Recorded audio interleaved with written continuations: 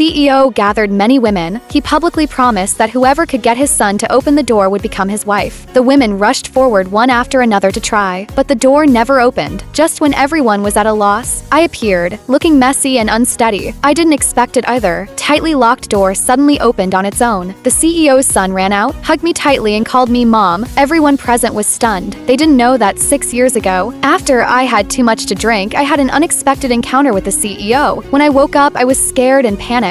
I didn't even see his face clearly before I hurriedly left. In my rush, I accidentally bumped into my scheming sister. At that moment, the CEO also woke up. He only saw my sister and mistakenly thought she was the one from that night. My sister had always wanted to marry into wealth, so she simply went along with the misunderstanding. 10 months later, I gave birth to twins, a boy and a girl. But my sister, who was determined to marry the CEO, worked with a nurse at the hospital and secretly took my son away. I thought my son didn't make it, so I could only raise my daughter on my own, living very frugally, till one day, my daughter was found to have a serious health issue. While examining her, the doctor noticed she had the same birthmark as the CEO, so the doctor quietly arranged a DNA test for them. Meanwhile, the son taken by my sister, because he grew up lacking a mother's care, developed a condition that made him withdrawn and distant. He often clung to the CEO, asking him to find him a little sister. Just when the CEO didn't know what to do, he received a call from the doctor, telling him that he also had a daughter. First, the CEO didn't believe it at all, until he saw my daughter's photo. Only then did he rush over with his vast fortune to find us and reconnect. But at that time, I had already left the hospital early, because I couldn't afford my daughter's treatment, and just like that, we missed each other. The doctor told him that 3 days later, my daughter and I would return for a follow-up visit. But the son, who struggled with emotional connection, misunderstood that the CEO refused to find him a sister. In frustration, he locked himself in his room and set up facial recognition, saying only his mother and sister could unlock it. The CEO's grandfather was alarmed and immediately ordered the CEO to find a way to help his grandson. That time, I happened to hear that the CEO's family was hiring to gather money for my daughter's treatment. I rode my bicycle and hurried over to apply. I never expected that. The moment I stood in front of that locked door, the facial recognition system would unlock automatically. The CEO stood nearby, completely shocked, and hired me on the spot. After finishing my work,